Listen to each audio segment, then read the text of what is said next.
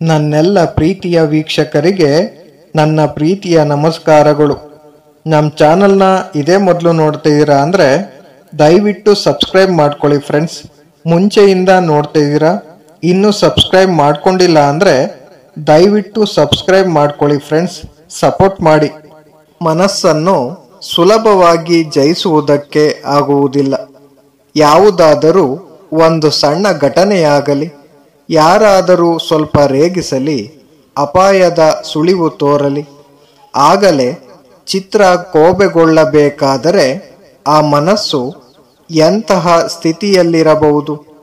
ಮನಸ್ಸು ಇಂತಹ ಪ್ರವೃತ್ತಿಗೊಳಗಾದರೆ ಅದರ ಮಹಿಮೆ ಅಥವಾ ಆಧ್ಯಾತ್ಮಿಕತೆಯನ್ನು ಹೊಗಳುವುದೆಂತು? ಮನಸ್ಸಿನ ಚಾಂಚಲ್ಯವನ್ನು ಸ್ಥಿಮಿತಕ್ಕೆ ತರಬೇಕು. ಬಾಹ್ಯ ವಸ್ತುಗಳು ನಮ್ಮ ಮೇಲೆ ತಮ್ಮ ಪ್ರಭಾವವನ್ನು ಬೀರಲು ಎಷ್ಟು ಅವಕಾಶ ಕೊಡಬೇಕು?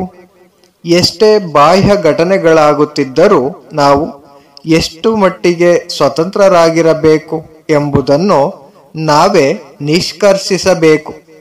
ಬಾಹ್ಯ ಘಟನೆಗಳಾವುವು ನಮ್ಮ ಚಿತ್ತದ ಸ್ವಾಸ್ಥ್ಯವನ್ನು ಕೆಡಿಸಲು ಸಾಧ್ಯವಾದಾಗ ಮಾತ್ರ ನಾವು ಸ್ವತಂತ್ರರಾದಂತೆ. ಅದಕ್ಕಿಂತ ಮುಂಚೆ ಅಲ್ಲ. ಇದೇ ಮುಕ್ತಿ. ನಮ್ಮ ಸುತ್ತ ಕಾಣುವ ಪ್ರತಿಯೊಂದು, ಒಂದು ಕೀಟದಿಂದ ಮಾನವನವರೆಗೆ, ಆಚೆತನವಾದ ಜಡದ್ರವ್ಯದಿಂದ ಹಿಡಿದು ಅತಿ ಶ್ರೇಷ್ಠವಾದ ಆತ್ಮನವರೆಗೆ ಪ್ರತಿಯೊಂದು ಮುಕ್ತಿಗಾಗಿ ಹೋರಾಡುತ್ತಿದೆ. ಇಡೀ ಸೃಷ್ಟಿಯೇ ಮುಕ್ತಿಯನ್ನು ಪಡೆಯಬೇಕೆಂಬ ಹೋರಾಟದ ಪ್ರತಿಫಲ. ನಾವು ನೋಡುವ ಪ್ರತಿಯೊಂದು ವಸ್ತುವಿನ ಹಿಂದೆಯೂ ಮುಕ್ತಿಯನ್ನು ಪಡೆಯಬೇಕೆಂಬ ಗುರಿಯಿದೆ. ಈ ಸ್ವಭಾವದ ಪ್ರಭಾವದಿಂದಲೇ ಸಾಧು ಪ್ರಾರ್ಥಿಸುವುದು, ಕಳ್ಳ ಕದಿಯುವುದು, ಕರ್ಮ ಅಯೋಗ್ಯದ ದಾರಿಯನ್ನು ಹಿಡಿದಿದ್ದರೆ ಅದನ್ನು ಪಾಪ ಎನ್ನುವೆವು. ಅದು ಉತ್ತಮವಾದ ಯೋಗ್ಯ ಮಾರ್ಗದಲ್ಲಿದ್ದರೆ ಅದನ್ನು ಪುಣ್ಯ ಎನ್ನುವೆವು. ಆದರೆ ಅದರ ಹಿಂದಿರುವ ಪ್ರೇರಣೆ ಮಾತ್ರ ಒಂದೇ, ಮುಕ್ತನಾಗಬೇಕೆಂಬ ಹೋರಾಟ. ಜಡವಾಗಲಿ ಚೇತನವಾಗಲಿ ಸೃಷ್ಟಿಯ ಒಂದು ಗುರಿಯೇ ಮುಕ್ತಿ. ಪ್ರತಿಯೊಂದು ತಿಳಿದೋ ತಿಳಿಯದೆಯೋ ಈ ಗುರಿಯನ್ನು ಸಾಧಿಸುವುದಕ್ಕಾಗಿ ಹೋರಾಡುತ್ತಿದೆ. ಸಾಧು ಇಚ್ಛಿಸುವ ಮುಕ್ತಿ ಬೇರೆ, ಕಳ್ಳ ಇಚ್ಛಿಸುವ ಮುಕ್ತಿ ಬೇರೆ.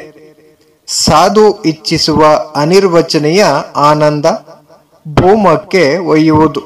ಆದರೆ ಯಾವುದರ ಮೇಲೆ ಕಳ್ಳ ಮನಸ್ಸನ್ನು ಇಟ್ಟಿರುವನೋ ಅದು ಅವನನ್ನು ಇನ್ನೂ ಹೆಚ್ಚು ಬಂಧನಕ್ಕೆ ಒಳಗು ಮಾಡುವುದು.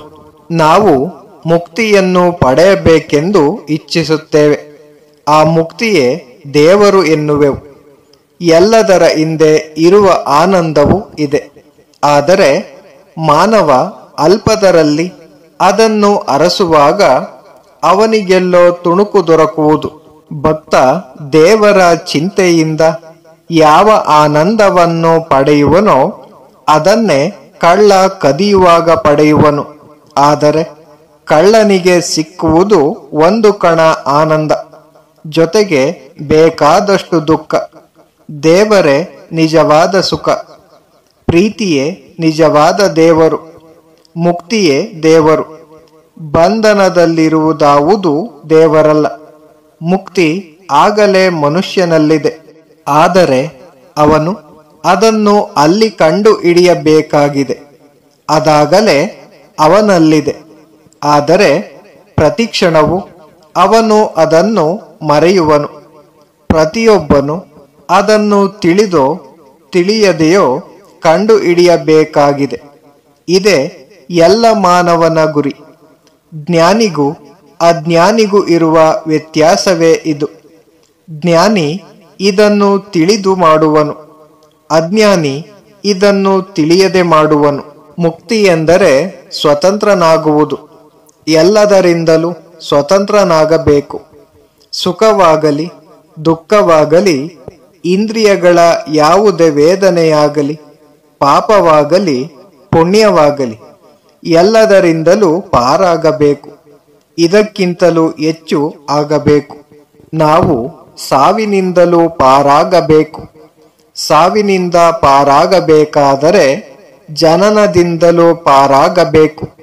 ಜೀವನವೇ ಒಂದು ಮೃತ್ಯು ಚಿಂತನೆ.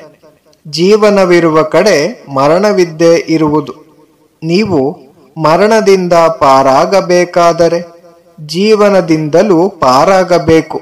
ನಮಗೆ ಶ್ರದ್ಧೆ ಇದ್ದರೆ ನಾವು ನಿತ್ಯ ಮುಕ್ತರು. ಆದರೆ ಸಾಕಷ್ಟು ಶ್ರದ್ಧೆ ಇರಬೇಕು ಅಷ್ಟೆ. ನೀನು ಆತ್ಮ, ನಿತ್ಯ ಮುಕ್ತ, ಸನಾತನನು, ಧನ್ಯಾತ್ಮ. ಸಾಕಷ್ಟು ಶ್ರದ್ಧೆ ಇದ್ದರೆ ನೀನು ಈ ಕ್ಷಣದಲ್ಲಿಯೇ ಮುಕ್ತನಾಗುವೆ. ಕಾಲ, ದೇಶ, ನಿಮಿತ್ತ, ಪ್ರಪಂಚದಲ್ಲಿರುವುದೆಲ್ಲ ಬಂಧನದಲ್ಲಿದೆ. ಆತ್ಮ, ಕಾಲ, ದೇಶ, ನಿಮಿತ್ತಿತ ಯಾವುದು ಬಂಧನದಲ್ಲಿರುವುದೋ ಅದು ಪ್ರಕೃತಿ, ಆತ್ಮನಲ್ಲ. Thank you for watching friends. Please subscribe my channel.